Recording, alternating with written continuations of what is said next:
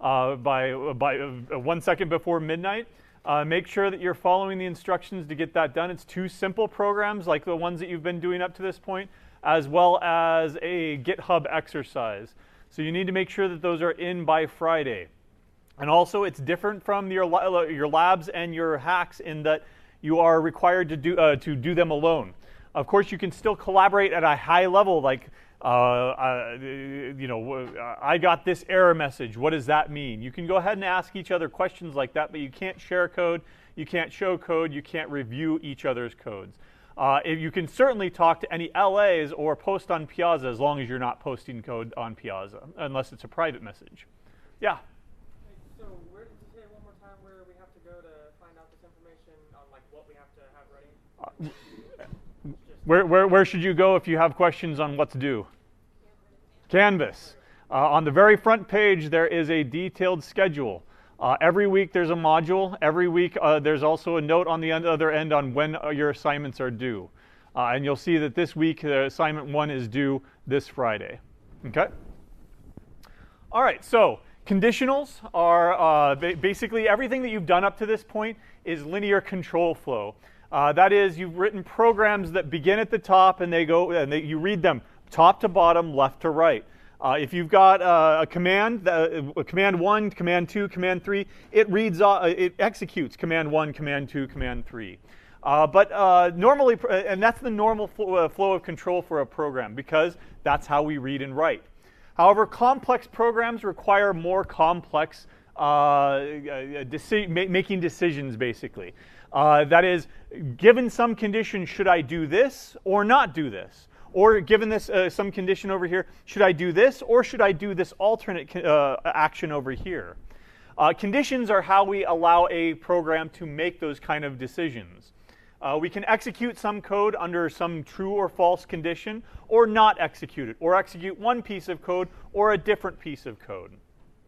And the way that this is achieved in C, and as well as most programming languages, is through if statements, if-else statements, and if-else-if statements. And we're going to look at all 3 of them today, as well as very simple conditionals. Basically, conditionals are something that rely on some condition. Now we're talking about Boolean logic here. Boolean logic means something that is either true or false. It's not halfway in between or indeterminate or something like that. There's some condition that if that condition evaluates to true, then that expression is true. And if it evaluates to false, then that expression evaluates to false. So we'll go ahead and start off by looking at the syntax for the basic if-else-if conditions. So basic syntax. And for this, I'm going to go into code mode here. And let's look at our first if statement here. All right, let me go ahead and pad in some at the bottom here. Our first if statement is going to be using the keyword if. Then we use parentheses to put our condition inside of that. Now this is not real C code here. I'm just going to write this condition because we haven't had any logical conditions yet, and that's what we'll cover next here. But I'm going to write an if statement. And I'm going to put in curly brackets, a beginning curly bracket on the same line, one space or over, and then an ending curly bracket that is aligned with the I in the if statement. This is one way of formatting things. This is one way of dictating style. There are alternate ways. For example, old school C would have you do this, where you've got the opening and closing curly brackets at the same column level. I like this more modern convention here because it's a little bit more readable. Whatever your convention, go ahead and follow it and stick to it and be consistent about it. Now, the behavior of this code is that if the condition evaluates to true, then the code inside this block will execute. Otherwise, the code in this block will not execute. Right? So this is a way of doing something or not doing it, right? And you put the if statement here. If that condition evaluates to true, and we'll look at conditions later on, but you can say that if this variable's value is greater than 0, then do this. Or if this variable's value is greater than 10, then do this. And anything that you put, anything and everything that you put inside the opening bracket and the closing curly bracket, that's what gets executed. We say that this block here, beginning from here down to here, is bound to this statement right here. Okay? You use the keyword if. Make sure that you use those parentheses there. Some languages, the parentheses are optional, and in this in C, you generally have to put them there. Right? That's an if condition. Of course, that is whether or not you want to do an action or not do it. After this if condition, then linear flow control goes resumes afterwards. So it's basically do this or not do it, and regardless of what happens, then you continue executing it down here on line 21. Right? You can be a little bit more complicated if you want to by providing an if block. So let me go ahead and put in if condition. Right? Then again, if condition is true, then this block gets executed. Right? And this is all a comment, so don't read anything into that blue markup there. Otherwise, after the closing curly bracket, I can put an else statement along with another block, opening curly bracket, closing curly bracket. And the way that this is different is if the condition is false, then this block gets executed. So it's a way for you to say either do this or do that, but not both, and certainly not neither, right? This is what we call mutual exclusivity. Let me go ahead and pull that up. So on if-else statement is mutually exclusive. Right? Exactly one of the blocks will be executed. Never both, and never neither. Neither. There we go. Right? So exactly one of those blocks is going to get executed. And it all depends on the condition. If the condition is true, then the first one gets executed. If the condition is false, then it does the other thing, right? And it's pretty intuitive because we're using plain old English here. If this condition holds, then do this. Otherwise, else, do this down here instead. So exactly one of those blocks will get executed. We say that it's mutually exclusive because if the first block gets executed, then it excludes the possibility of the second one getting executed.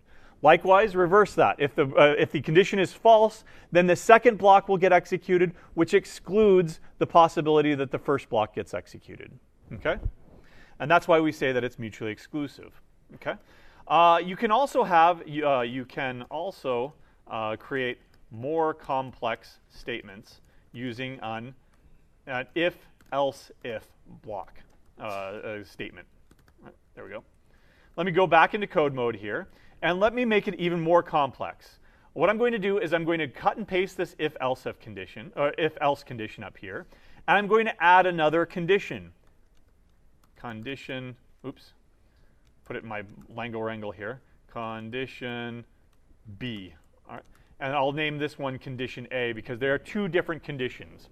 If condition A is true, then this block gets executed. Else, if condition B is true, then this block gets executed. And of course, you can always put on an else statement here. Otherwise, if neither is true, then this block gets executed. Right? So we've got an even more complex situation here where we've got three different scenarios. We want to execute the first scenario, or the second scenario, or the third scenario, but never two of them or all three of them. Okay? Order is important here. So let me go ahead and go back into note mode here. Order is important. The first condition that evaluates to true will cause its block to execute. And all conditions are mutually exclusive. That is, again, among all these three possibilities here, this block, or the third block down here, exactly one of those things is going to get executed. And only one of those things is going to get executed. It could be that condition A and condition B are both true. But it doesn't matter because if condition A is true, then this block will get executed and we will never ever see the rest of this stuff at all.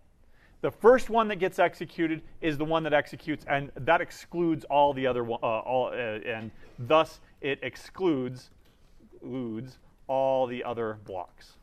Okay? We'll look at some more concrete examples here in a moment. But in general, you can define as many conditions as you want with as many else if statements as you want. Right? And again, the first one that evaluates to true is the one that gets executed. In general, the else block is always optional. Right? Oops. Ignore that. There we go. It's always optional. In fact, here's a dirty little secret. There really is no else if statement. Let me go up here and to the original if and else if else condition here. Well, this statement here is exactly the same as this statement down here. It's just that the else is not bound to anything. I could put in an empty else statement, else do nothing, and then move on. Right? Else is always going to be optional. If you put it here and you put code in there, then that code will get executed if this condition is false. Otherwise, if you just leave it off, well, then nothing else happens. Right? That's why I said it's always optional. Down here, you can also get rid of this else statement. Oops. If that condition holds, then do this. Otherwise, if that second condition holds, then do this. Otherwise, do nothing. It would be the same thing as if I just left this block empty. But don't do that. That's bad style. Don't leave dead or empty code in your code base. You're just cluttering it up with cruft, right? If you've ever heard that term before, let me go ahead and define it. Cruft is dead or useless or unused code in your code base. Don't do it. Don't leave cruft in your code. Right? Now, why do we call it cruft? I forget whether or not it's MIT or Harvard or something, but the story goes that they had a building called Cruft Hall, and Cruft Hall was just this old building that no classes were held in it, no offices were held in it, so it became everybody's dumping ground. If you had some old computers or old broken chairs, what did you do with them? You threw them into Cruft Hall, right? God forbid we ever throw anything in the trash. You put it into Cruft Hall, and eventually it filled up with garbage. And so it became known as the dumping ground. And anything that was useless or garbage, well, you go ahead and throw it into Cruft Hall. It became known as cruft. And that's why we use that term in coding, that if it's dead or useless code or unused code, maybe I'll use it in the future. All right, well, then check it into a repo and then delete it. So if you ever really actually do need it, you can resurrect it from the repository and use it. But otherwise, it's not doing anything. Let's go ahead and get rid of it. If I had left a dead, useless, empty else block here, that would be cruft. Don't do that. Okay? It actually has to have something in there.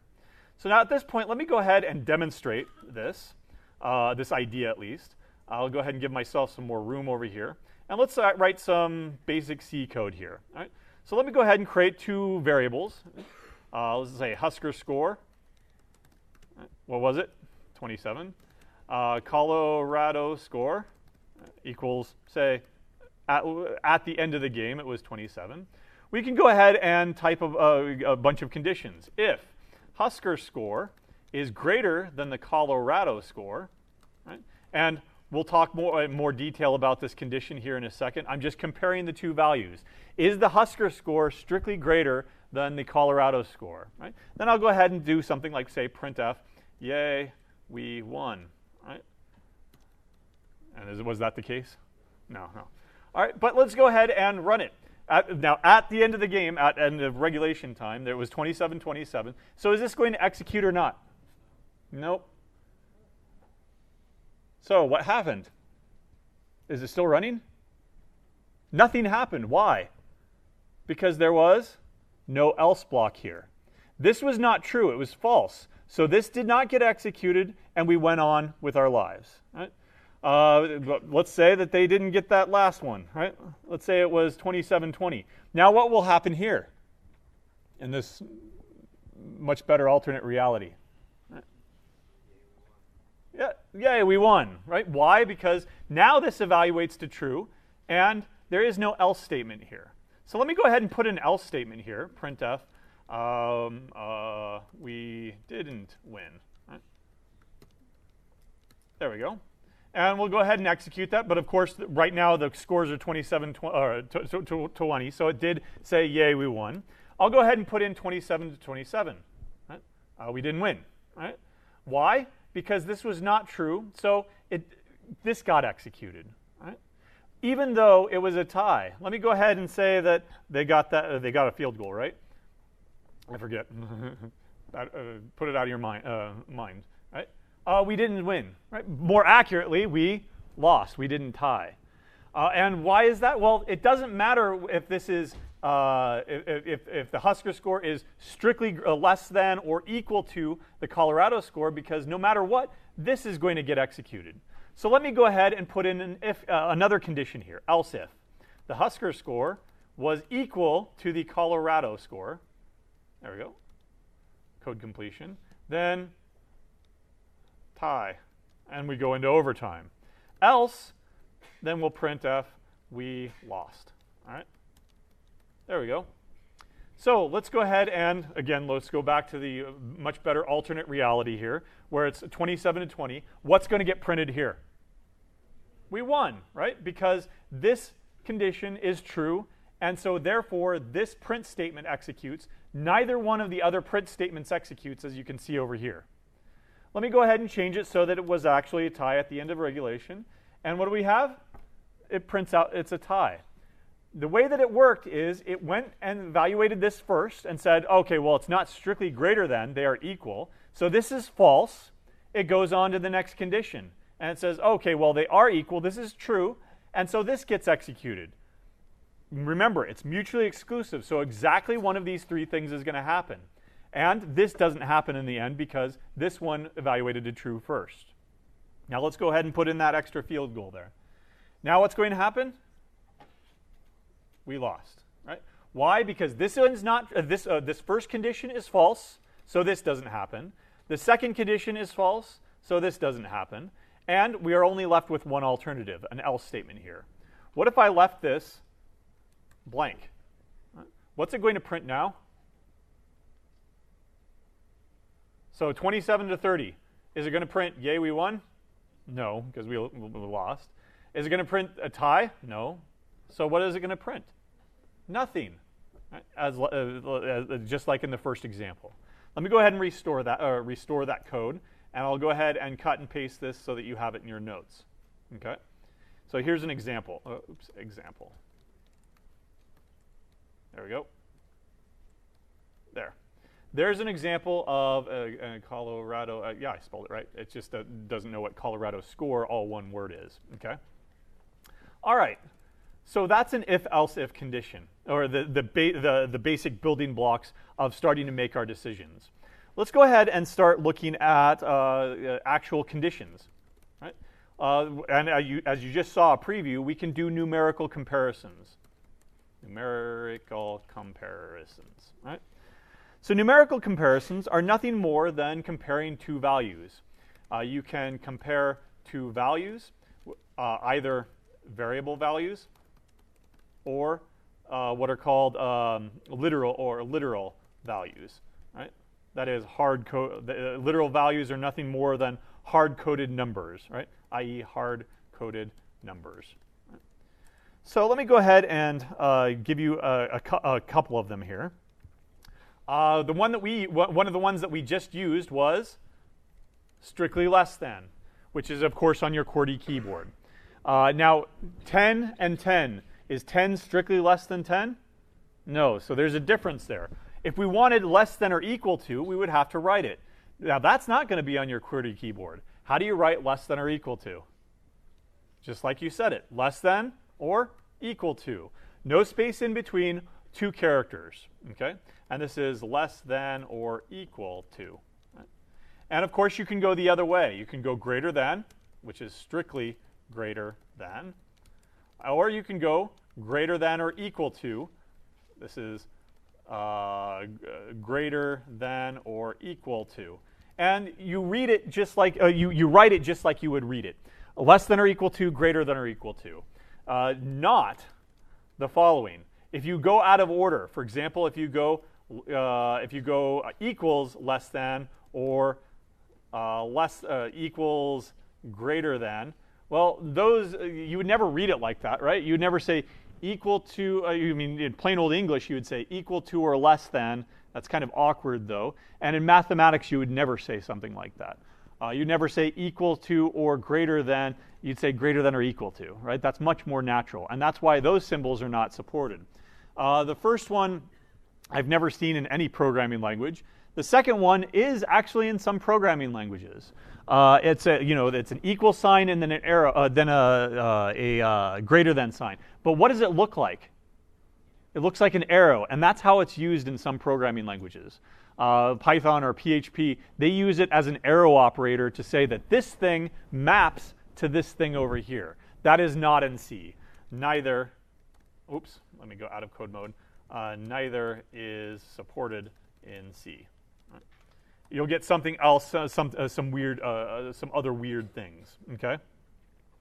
Well, if you want to say that this one is less than this one, or less than or equal to, what's another even stronger statement, or a more specific statement? Equals. Why did I write two equal signs there? Why didn't I just use the traditional algebra single equal sign? Yeah, exactly. We've already used it for what? As an assignment operator. Take the thing on the left-hand side and put it into the variable on the take the thing on the right-hand side and put it into the variable on the left-hand side. For better or worse, that's what it was way back when, and we're still living with it today. So if you already have a use for the single equals operator and you want to test equality, what do? You add another equal sign. Is it equal to this thing over here? Some programming languages, not C, but some programming languages like, say, Python or PHP, you have two different concepts of equality. You have loose equality and you have strict equality. And to differentiate between the two, you have equals over here. What do you think you do to do a really strict equality test? You throw on another equal sign, equals. But that's not in C. You don't have to worry about that. Well, how do you do not equals? Look on your keyboard, and do you see the mathematical equal sign with a vertical, or kind of like a slanted line drawn through it to indicate not equal? Nope. So we have to use the next best thing. The next best thing on our QWERTY keyboard is going to be an exclamation point followed by an equals. It kind of looks like that you're crossing out that equality sign. You might have seen some other, Markdown or some other languages maybe use equals, like you put it right in the center, or you put something like that, a slash or a forward slash, not equals or something like that. That's not generally in programming languages. This is the inequality test or comparison. Okay. So all of these operators operate on two operands. That is a left side and a right side. Each side can be a literal value, a variable, or an expression. All right? I'm going to give you examples of all three of these things. Let me go ahead and go over to REPL so we can actually run it if you want. Let's go over here and get rid of this code. And I'll go ahead and create myself some nice variables here, int A, int B, double B, and C. And let's go ahead and start comparing. So let's compare let me increase the size just a little bit. Compare a variable to a literal. Right? So I'll compare. If A is equal to 0, then I'll printf A is 0 for some reason. Right? That's a basic if condition with an actual condition that we can now operate on. Is A equal to 0 or not? Review. Is A equal to 0 right now? What value does A have right now? Good. Throw up your hands and say, who knows? It could be garbage. It could be 0. It could be garbage. It could be dead beef. Remember? Dead beef is kind of a joke, hex speak, placeholder for uninitialized value. Well, let's just see it. I'm 99% sure it's probably going to be 0, but that's only because we've got clang going on here. So let's find out. A is 0, right? If it had not been 0, well, I could have set it to equal to 10 or something, right? Then it would have been nothing, okay? I'll go ahead and restore that to some random garbage value. Now we can also compare a variable to a variable, right? So I can say if a is equal to b, then printf a equals b. Right? And here's a good question. Well, if a had a value of 0, b likely has a value of 0. So I'm going to place a bet here and say that both of these things are going to execute. A is 0 and a is equal to b because b is uninitialized. It probably is going to take on the 0 value. Oh, no. So I do have proof here that you have to throw your hands up and say, I don't know, it could be something. It could be 0. It could be something else. In this case, I don't know what it is. If I printed it out, I'd probably get 0, but there's probably going to be some lower order bits that are uninitialized. So let's go ahead and try a equals to b. Let's go ahead and put an else statement here. Printf b is actually, what's my placeholder for a floating point number? B is a double %. LF for scanf, or you can use LF here if you really want to, but generally you use F for printf. Now let's go ahead and print it out and see what we actually get. I'm going to say that it's probably 0, even if it's not saying that a is equal to b. Right?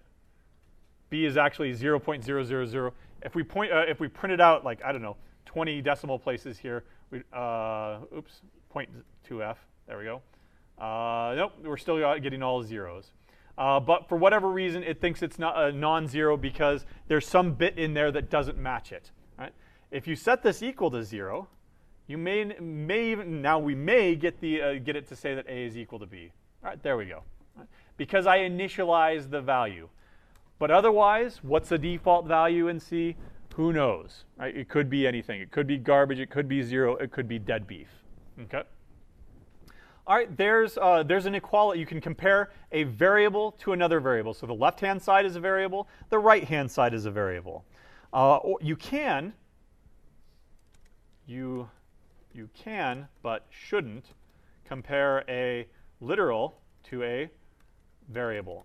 So what I mean by that is you could rewrite what we did up here. If a is equal to 0, you could write if 0 is equal to a. Right? Printf 0 is equal to a. Right? And of course, this is going to be true.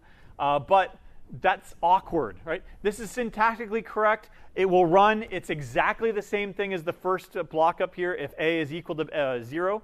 But you read it wrong.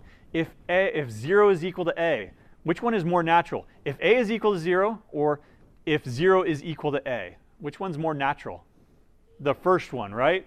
And you want your code to be natural because you want to read it and you want to understand it. You want to, here's another slang term for you, you want to grok it right away. Right? So let me go ahead and put that in here. Grok. To immediately and intuitively understand something.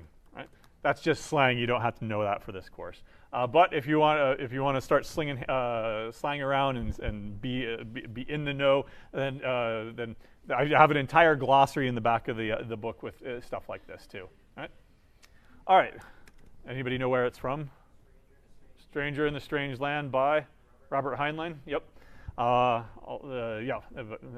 original quote was from Moses, though. Right? From Exodus or something, right? So it's an okay book. That is Stranger in the Strange Land, right? All right, so don't do that. Stylistically, it's bad.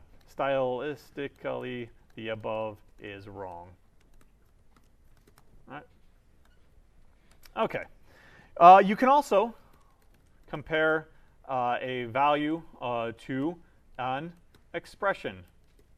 So for example, let me go ahead and write this. If b times b minus 4 times a times c is less than 0, then printf, what should I print here? What am I getting at? What I've got b squared minus 4ac is less than 0. What were we doing on Wednesday where this got us into trouble if this are true? The quadratic formula. It would lead to complex roots, to imaginary numbers. So we can go ahead and print out complex root. Right? You'll note here that on the left-hand side, I've got an entire expression. That entire expression will be evaluated. B will be multiplied by itself, and then it'll subtract off 4 times A times C. It'll find the number that represents. And then it'll check if that number is strictly less than 0. And if that's true, then it'll print this out. Right? But otherwise, you can put expressions on both sides if you want to. You could say, take this and put it onto the other side, and you'd get basically the same thing. I won't do that because I like to have all my expressions on one side, and this is a lot more clearer than if you separate them out. But you can have expressions on both sides if you want to. Okay? You can, but should never do the following. No variables at all. If A is less than 20, printf, yep. All right. Why should you never do this? Yeah, you know the answer. What's the answer? The answer is yep, it's true. 10 is always less than 20. There's no variable here at all. Why are you writing an if statement if the condition that you're putting in there is always true? A condition statement that's always true is called a tautology. Likewise, what if I had split this around? What if is this one? Nah. Should you do this? No, is that always true though? No, 10 is greater than 20, strictly greater than 20? Is that ever true? Never true. So a condition that is always false is called a contradiction. You've got tautologies, you've got contradictions. They don't belong in your code. They belong in a logical expression, in a logic class, or a proof or something like that, but you should never do something like this. This is cruft. You would get the exact same thing by simply deleting this code, or in the other one, by removing the if statement and simply just printing out what you want. Okay? So you should never do this. This is going to be, that second one there is always a contradiction. Always make sure that that your code makes sense. Okay? Now there are some times where you do want tautologies and contradictions, but not yet. Right? We'll get to those use cases much later. Right? Okay. So that is the general use for comparing numbers to numbers. Now be careful. Pitfall. You cannot, here, pitfall.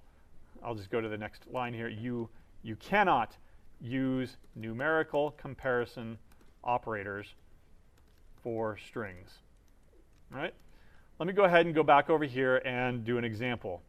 We haven't talked really about strings other than string literals yet, but we can go ahead and put that in here. If hello, or let's say apple is less than banana, right? So you understand what I'm trying to do here, right? First of all, it's passive-aggressively complaining already, except that it's a green one, so it's just a warning, so it'll let me do this. Let me go ahead and print this out. Printf, apple comes before banana. All right, so is this going to print this or not? Does apple come before banana in the dictionary? Yeah. So let me go ahead and see if it actually prints. All right, apple comes before banana. Right? Let me go ahead and change this to apple and apple. Apple equals apple. Right? Let me go ahead and change this to equals equals. Is this going to print it out or not? Print out apple is equal to apple or not? I don't know. Right? First of all, I was complaining about this, but apple does indeed come before banana. Apple equals apple. Okay. Apple not equal to apple. All right, that works. Let me go ahead and put in banana. All right, now it's not doing what I want because, or it's less than apple. Banana comes before apple. There we go. Let's run this. Banana comes before apple. Finally, I got it to fail. I was trying to force it to fail at some point. And it was not cooperating with me because something else is going on here, and it's random. All right? So why is this wrong? Does apple come before banana? Does that make any sense? Not in the dictionary sort of sense. And why? It's because equals less than equals. Everything that we've looked at up to this point is for numbers. Those are not numbers. Those are strings. But this string right here, banana, is being stored somewhere in memory. In memory, you've got an address and you've got contents of the memory. An address is simply a number where that thing is being stored. That banana right there is being stored at memory address 4752, right, let's say. And apple is being stored in another memory address 57772 or some other random number, right? You're comparing the memory addresses and not the contents of those strings. So you cannot use these equality operators reliably to say that they're equal or that they're not equal or whatever, right? In fact, are they equal? Nope, but it's not. They are equal, right? Or they are not equal. This should fail, I hope. Yeah, they're not. Oh no, they're not equal. Okay, that's because they're stored in somewhere else, some other memory location. So the takeaway here is that you cannot use that for string comparisons. When we get to strings, we will talk a little bit more about how to do that. Until then, you're not going to need it until we get to strings. So you cannot use numerical comparison operators for strings because the numerical comparison operators are comparing memory addresses and not the contents of these strings. Okay? So don't think that you can use it to test, is this string equal to that string? Okay? You also have general negation operator. So any statement can be negated. That is, true becomes false, false becomes true, using the single negation operator. So for example, what did we use for not equals? The exclamation point. That's also going to be our stand-in for negating any statement that we want. For example, let me increase my size on my end here. There we go. For example, we can do A is not equal to B, and negating the entire thing, not A equals B, are the same thing. Right? Those two operators are essentially, they mean the same thing. They're not exactly the same thing because they're actually two different operators. But they'll have the same effect, at least as they are right now. Now, which one is cleaner? Which one would you prefer to write? The first one, probably. Why? Fewer characters. Fewer characters means fewer characters that you have to read, fewer characters that you have to grok, right? And so you can read it quicker. So the first one should be preferred. Here's another example. What if I said that not A is less than B? Right? Could be better written as what? A is strictly greater than B. Is that enough? You think about your number line here. Strictly greater than 10. Well, the opposite is going to be strictly less than 10, but what are you missing? 10 equals. So you should rewrite this as equals greater than B? Nope. How do you read it? Greater than or equal to B, right? The second is preferable, right? That's much better style. But otherwise, in general, you can negate any statement. And you can also have something called De Morgan's law. No, sorry, we'll get to that later. What I want to do here now is mention Boolean variables. And I'm going to put that into quotation marks there because C actually does not support the keywords true nor false. Right? Instead, C uses numerical values for true and false. Right? So what's true? All right, I like that idea. Let's hold on to that idea. If 1 is true, then what's false? 0 is false. In C, 0 is false. All right? So I like the idea of using 1 in general, but what about not 0? What is not 0? Exclamation point equals. Okay, that's a comparison operator, but I'm saying what it has to be a number, right? Because C is, it could be 1, right? But what about 10?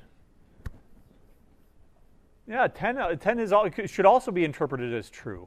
Why? Because in C, 0 is false, and any non-zero value, that is 1, 10, 3.14, or -5, 4.5 say, are all true, are all treated as true. Right? Now, when you assign a true value, yes, use 1. But you cannot assume that true is always 1. Right? 10 is true. 5 is true. And whatever the compiler, the system decides it wants its flag value is true, it's going to use that. Now you can bring in a library, or you can do a preprocessor directive like we do with kilometers per hour, or kilometers or miles in a kilometer, or whatever it was. You can go ahead and go define true to be 1, define false to be 0. And if you want to use that in your code, you're more than welcome to. Or you can bring in a library to do it. I think Boolean.h might do it on modern C systems, but yeah, Boolean.h I think has it. You'd have to look it up, and you'd have to RTM. RTM, read the manual, right? But you have to understand that under the hood, any non-zero value is going to be true. Therefore, if you want a Boolean variable, right, that is a variable that holds either true or false values, then use a or un int. Right? Let me go ahead and go into code mode here and demonstrate. Actually, let me go ahead and go back to REPL and demonstrate what I mean by this. So you may want to test whether or not somebody is a student. So I want a variable called isStudent. This will either be true or it'll be false. But I cannot use those two keywords because those are not supported in C. So if I want it to be true, I could go ahead and use 1. If I wanted to be squirrely about it, I could go ahead and use something weird like 42 or -42 or something like that. But why complicate things? Go ahead and use 1. Now there is no Boolean variable type in C. Instead, what do I have to use? I have to use an integer. Right? And so I will set this to isStudent is set initially to true. And I'll put true in quotation marks here because, of course, I'm not setting it to true. I'm setting it to 1, which is a true value. And then I can go ahead and set it later on. I can set it to false. Reset it to false.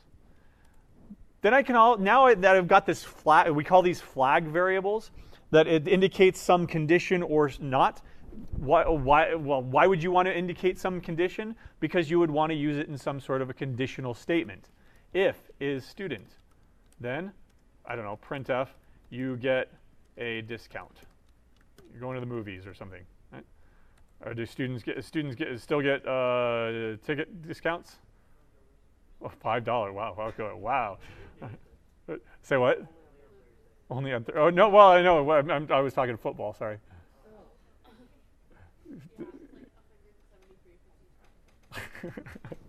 All right. Well, that's pretty good. So what if you're not a student and you have to pay a full price? How would you do that? If they're not a student, you can't write plain old English like that. That'd be great. You'd be in Star Trek then. But instead, what do? You negate it. Is student. If they are not a student, then you printf, you pay full price. And of course, you may want to put this into an if-else condition because it's either true or false. There's nothing else, right? There's 10, 20, 30. Those are all true, so there are many true values. But from a Boolean standpoint, it's either true or it's false, and you can use it in a statement like this. What you should not do, you should never do something like this. I'll rewrite this statement here, but I'll be a little bit more verbose about it. A lot of beginners will do something like this. if is student is equal to 1, then you get a discount. This is wrong for two reasons. First of all, stylistically it's wrong. Why write equals equals 1 when you can write it much more compact over here? And in fact, when you read this, it's a lot more like English. If they are a student, if this person is a student, then they get a discount. This is not English at all. If is student equals equals 1, right? It's a lot less natural.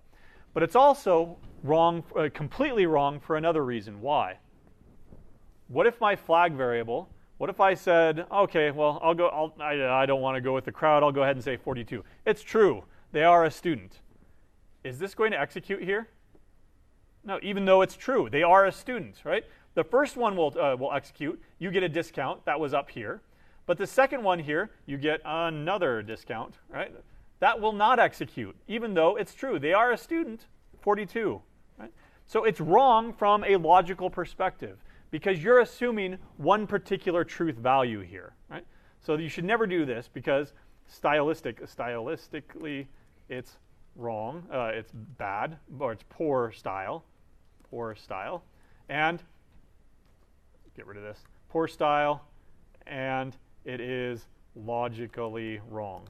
You cannot assume true is always 1. Okay? I'm going to go ahead and cut and paste this back into our notes so that you have it when I post it. And as announced on Piazza, remember I am maintaining these along with all the other course materials on GitHub. So I'll be able to commit these on a nightly basis rather than waiting to the end of the module. So you'll have this later tonight along with the video. Okay? So never do something like that with your variables. You can also make more complex logical operations, or like expressions, I should say. Right? You can combine one or more logical expression using logical, what are called connectives. Right? For example, the logical AND operator is true if both of its operands is true. Right? Here's the syntax. Now I put AND here because that's just the placeholder there. Some programming languages allow you to write the word AND, Python being one of them. I forget whether or not it's like, you get into case issues there, like is it all uppercase or all lowercase? And I never remember. That's why I always use a syntax highlighter, because it'll always say that that's correct by putting it in blue or something like that, and I know, okay, that's not correct, right? It gives me a nice visual feedback that what I'm doing is wrong. So the syntax here in most programming languages, however, is, well, if you look at your QWERTY keyboard and you look around, is there any symbol there that stands for AND? Ampersand, right? If you put, I don't know, Jones and Brothers, right? If you want to stylize that, you put an ampersand in there because it looks kind of cool. Well, you can't use just one. You need two. For the same reason that you can't just use one equal sign, you need two of them. It's because a single equal sign or a single ampersand already means something else. It's a bitwise AND operation, which we will not get into in this course. Just know that you have to do two ampersands to get the logical operator here. So for example, say that I've got two flag variables. Is student and, I don't know, give me another condition. Is freshman, thank you. Perfect. Is student and is freshman. Is true if and only if the person is a student and is a freshman. Right? It is false when at least one or the other or both operands is false. Right? So let me go ahead and take this example and go over to REPL and show you some examples here. Int is student. I'll set that equal to false. Int is freshman. I'll set that equal to false. If is student and is freshman, then freshman, there we go, then printf true. So now is this going to print out true? No, why? Because both operands are false. It's only going to print out true if both of them are true. This and this, right? So true. If one of them is false or the other one is false, then it's not going to print. It's not going to print true. It evaluates to false. So they both have to be true. Okay. Now you also have the logical OR operator, which is true if at least one of its operands is true. Right? So the syntax here is, well, there's no traditional. There's nothing traditional that says OR on your QWERTY keyboard. So I have no idea why they went with this, but they, what do you call those? They go by at least a half a dozen names. What do you call them? Their absolute value, vertical or vertical lines. What else? Any Unix folks out there? They're called pipes. They're called Sheffer strokes in mathematics. You use them in the absolute value function. You use them in to get a norm as well, right? A bunch of other things.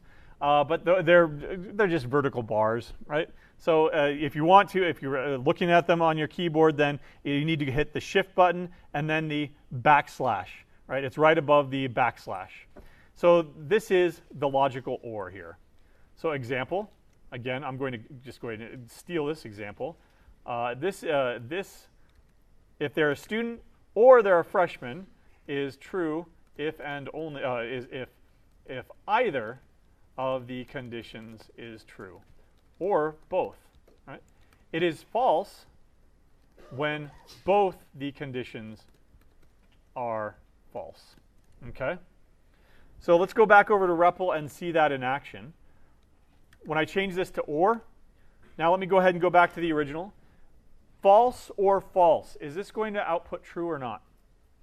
No. This is the one time that it's going to not output anything. It's going to output. It's not going to be true because both they're not a student and they're not a freshman, so it doesn't output true. But the second that they become one or the other, then it evaluates to true. The other condition is when they're both true. Is this going to output true or not? It's going to output true. Why? Because it's not the same thing as the colloquial OR. You know, when somebody says you can have cake or ice cream, what do they actually mean? You can have one or the other, but not both. Right? Usually they mean that, right? Then you argue with them, of course, right? But it's not the colloquial OR. That would be that's a different thing in logic. That's an exclusive OR. The logical OR here is one or the other or both, and then it evaluates to true. Right? And then of course you can combine them if they're a student or they are a freshman, and I don't know, they are is freshman. We already used that. Is veteran. There we go. Then and I need yet another variable up here. Right? There we go. So you can combine ORs and ANDs all over the place if you really want to, and it's complaining about this for a reason, and we'll talk about that in a moment. Of course, they're all true, so it evaluates to true. Okay. I'll talk about eventually why it's giving me a passive-aggressive warning on this thing. Okay. All right. Questions so far? No? Okay. Comparisons with characters. Right. So you can also make a comparison using the numerical operators if on single characters. And what I mean by that, because single characters are not memory addresses. What are single characters? Remember the ASCII text table. Single characters have a numerical value. Does anybody remember what capital A, what its value was? Have that memorized? Have your ASCII text tables memorized yet? You don't have to. That's 65, I think, right? So what you can do is you can exploit that. You can exploit the fact that single ASCII text values are single characters, and those single characters correspond to numbers. So let me go ahead and put in a single character answer. Say y, right? If the answer is equal to lowercase y, then printf, you entered yes. Right? So now let me go ahead and take out this hard coding value, and let's get some additional practice here. Printf, are you a student? Yes or no? Question mark. There we go. End the line. Now let's read in the answer. Scanf. Right?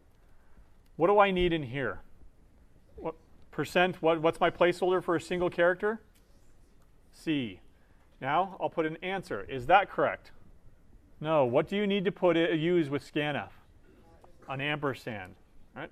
Ampersands have several meanings, right? In this case, it's a referencing operator that we'll talk about much later on. Okay? So now the warning goes away, and we can actually run this. Are you a student? Yes or no? I'll put in yes. Right? You entered yes. Okay, yeah, I am a student. Let's go ahead and run it again. Maybe I'm a PEBCAC user. And well, yes. Right? Then that'll run into some issue. Actually, it won't run into any issues here because it'll read the first one. But let's go ahead and just be different. Right? We can't just read the instructions verbatim and say lowercase y, lowercase n. We'll go ahead and put in a capital Y. What's going to happen here? You didn't enter yes, right? Else, printf, pay full price. Right? So I said yes. Yes, I'm a student. Pay full price. I'm a student, right? Well, this strict equality here was testing whether or not my answer was a lowercase y. How could I change it or augment it or add something to it so that either an uppercase y or a lowercase y will suffice? I could put in an OR statement. If the answer is equal to an uppercase y, now it'll accept both. It'll accept the original, lowercase. It'll also accept an uppercase. Yes, your answer is y. Yeah, yes. Of course, if I put in no, then pay full price, as expected. Capital N, likewise. But if I just enter in anything else I want, Q, you still pay full price because you couldn't answer the question correctly. Right? All right. I'll go ahead and put that in the notes as well. This is because single characters are numbers. Right? Remember the ASCII text table. So you can use numerical operators to compare numerical character values. Oops, not 2 copies. There you go. All right, so that'll be in the notes as well. Okay. Questions so far? No? Okay. So here's a pitfall that you'll experience tomorrow in lab. So consider the following code. Let me go ahead and just cut and paste it. There we go. And let me go ahead. Actually, let me take it over to REPL here and give you this code. Int a is equal to, well, let's try -10 first. Okay? And we'll printf in range. So I want to test whether or not a variable a is in range, and ignore the passive-aggressive warnings right now. It's telling me that this is wrong. I'm trying to demonstrate to you on why it's wrong. So first of all, is it out of is it in the range? Is a between 0 and 10 inclusive on both ends? No. So it should print. Else, let me go ahead and put in another print statement here. Not in range. Right? So predict. What's it going to print out? In range. But is that true? No, it's not in the range. Why? Right? Well, first of all, you ignore the warning here for a second. Is there a way to even? Yeah, I can clear this out. All right. So it's complaining here because you do not have a properly formatted condition. Right? Let's go ahead and read this as the C compiler would read this. First of all, this is valid. Is 0 less than or equal to a? Is it? You tell me. -10. Is -10 less than or equal to, or sorry, is 0 less than or equal to -10? False, right? So what is false in C again? 0. Is 0 or less than or equal to 10? Yes. Now this becomes true, and so that's why it printed out in range. Right? Let me go ahead and go back and do that again. Right? The way that this works is it starts evaluating left to right. and it puts in placeholders, 0 for false, likely 1 for true. So 0 is less than or equal to negative 10. That evaluates to false. Well, what's false in C? 0. And that's what C evaluates it as. 0 is less than or equal to 10. Well, that's true. So it ends up getting printing out in range. And that's why we got in range incorrectly. Right? So this is wrong. What we need to do is we need to break this up into two conditions. Is A greater than or equal to 0, and is A less than or equal to 10? Right? So just the way that I wrote, just the way that I said it, is 0 less than or equal to A, and is A less than or equal to 10? This is the one instance of rules are meant to be broken, right? Remember that I said that you shouldn't have literal on the left-hand side and then a variable on the right-hand side. This is the one instance in which I would say, yeah, it's much better to write it like this. If you're looking for a range, the lower range to the higher range. You don't want to just switch things around just to follow that rule, right? It's not really a rule. It's just a guideline. Stylistic guidelines are just guidelines. They're meant to be broken when it makes much better sense to order your range like this. It's much more natural to read this. Now, now that I've fixed this, of course, it's no longer complaining. What's it going to print now? Is negative 10 in that range? Nope. And it properly says not in the range. What else should I test? 0. Is that going to be in range? Yep. In range. Let me go ahead and test 5. That's definitely in the range. And on the upper end of the range, 10 in range. And what if I go up to 15? Now it's out of range, right? Not in range. Right? So again, the above will compile and compute, but it won't give you the correct answer. Right? So the above will compile, it'll execute, and work for certain values, but, and the example I gave you before was what happens when A is equal to negative 10. The first comparison evaluates 0 is less than or equal to negative 10, but it's false, giving a value of 0. I did a different example last time. So the second comparison evaluates to true because 0 is less than or equal to 10, even though we wanted it to evaluate to false. So again, the solution is to break it up into two conditions using the ampersand, the and operator. Right? Be careful with that pitfall. If you compile properly, of course, as you saw before, when I just had this, it's going to complain about that. And if you look at the warning, comparison of constant 10 with Boolean expression is always true, right? It's always going to be true, and so it's always going to print out in range here. It's giving you a clear, somewhat clear warning that there's something going on here. So fix the code, okay? And I'll go ahead and grab this so that it's in the notes. Solution is to break it up into two conditions. There we go. All right, here's another pitfall. Pitfall 2. All right. So consider the following piece of code. And for this one, I'll go ahead and cut and paste, and then we'll go over to REPL. Oops. There we go.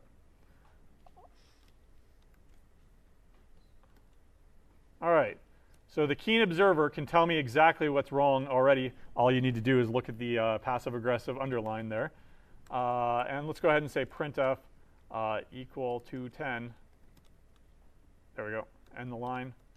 Now, what's this going to print out?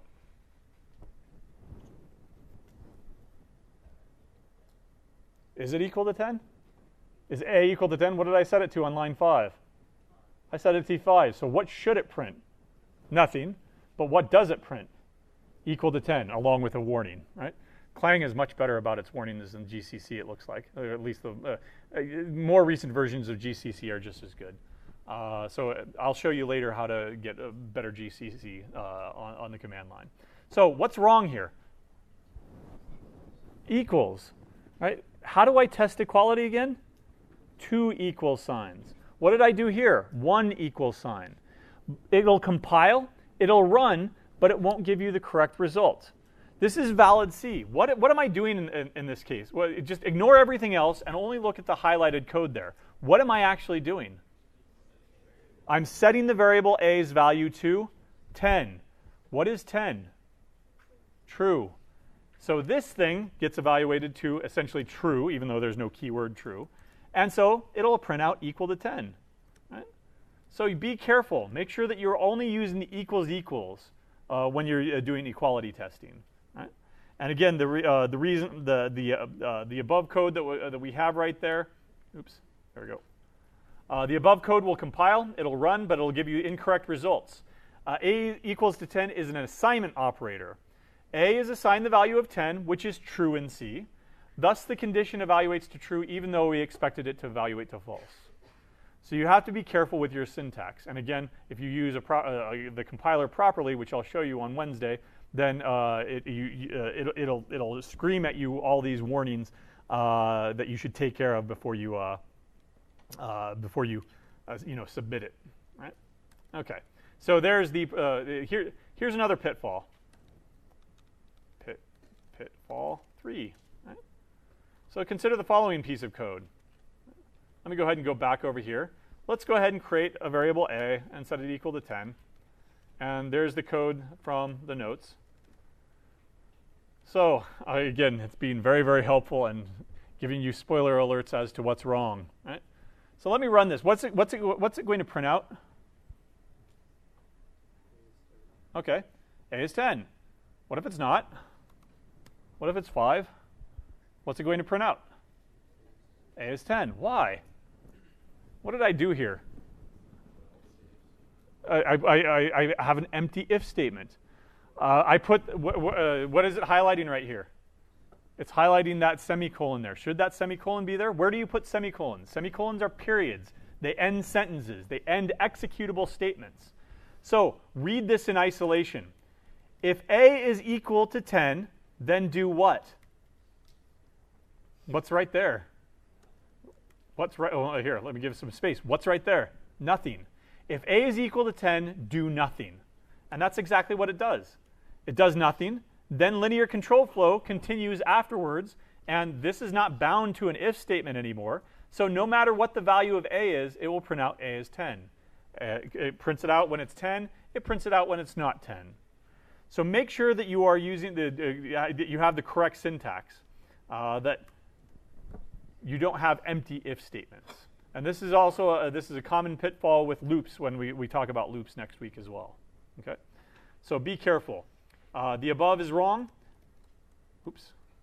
The above is wrong because the if statement is bound to an empty block, right? Regardless of the value of A, the print statement will execute. Okay? So make sure that you are putting semicolons where they need to be. Place semicolons properly. And again, the fix here is just simply to take off the semicolon, but I'll leave it like that. Okay? All right. Questions so far? No? All right. So let me show you how to, let's see, where's my linter? No, I don't have it set up properly to do that. So I'll get you started on an exercise that hopefully, that will help you with your lab tomorrow.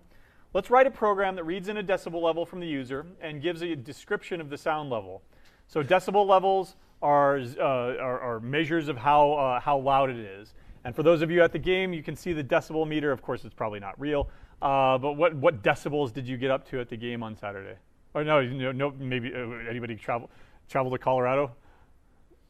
I guess it was away, right? All right, then how about the opening game? Anybody go to that one? And they advertised the decibel levels. What was it? 120? Okay, so that was over dangerous, right? The lower end of dangerous, right? Dangerous as in permanent ear damage or permanent hearing loss of some sort. But the decibels 0 to 60 are quiet, 61 through 70 are conversational, 71 through 110 are loud, et cetera, et cetera. What about a negative decibel level? Is there such a thing? No.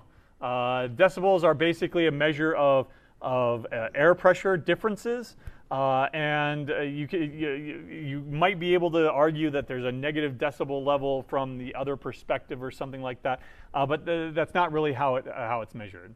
And it's also measured on a logarithmic scale. So let me go ahead and create a variable here, decibel, right? Equal to, I don't know, we'll just go ahead and set it equal to initially to 0. I want to capture this idea here first. If it's 0 to 60, it's quiet. Right? So help me out. How can I go ahead and say that if the decibel value here is 0 to 60, then we'll output it's quiet? Just as I said it, right? If the decibel level is greater than or equal to greater than 0, or decibel is less than 60, then we'll output printf. There's lots of problems here. Output, it is quiet. Quiet. There we go. All right. So lots of problems here. Not syntactic problems here, but there's several problems here. Let's start with this. Decibel is strictly greater than 0. Well, what about a decibel level of 0? That's silent, right? Silent is still going to be quiet as per our exercise right here. So how do I need? What should I do to change this? Less than or equal to? Is that correct? That's arrow. Less than or equal to. And in fact, stylistically, I'm going to switch these around. 0 is less than or equal to decibel. Right? I spelled it correctly, right? I think so, yeah, decibel. Or decibel is strictly less than 60. So error number 2, what should I do? Change the if to a, or change the or to an and. Why? Well, let me leave it as or for a second here. All right, and what about this?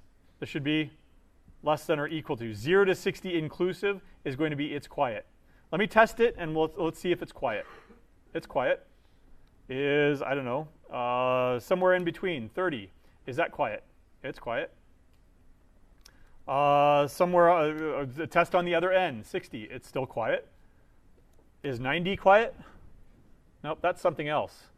But it prints out quiet. Why? I've used an or. If it's greater than 0, so 0 or above, right, is quiet. Or if it's 60 or less. Right? Unbounded in each direction. Greater than 0 all the way over to infinity. From 60 all the way down to 0 and all the way over to negative infinity. By putting this or here, what have I done? I've made this into something that is always going to be true. Regardless of whether or not it's negative, even though it's not valid, it's still quiet, right? Noise canceling headphones or something. And I don't know, 1090, right? It's on a logarithmic scale, so that's super, super loud. It's probably like, I don't know, a nuclear bomb or something like that. And 90, right? It's quiet. So what should I have done? Made this into an and. What about the next one? And we'll go ahead and quit on that.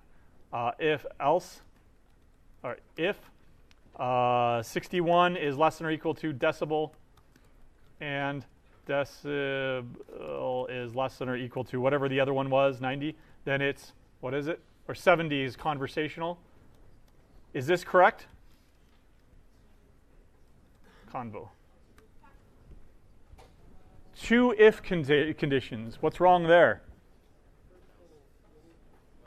It needs to be, what was that term before? It needs to be mutually exclusive. It can't be both quiet and conversational at the same time, right?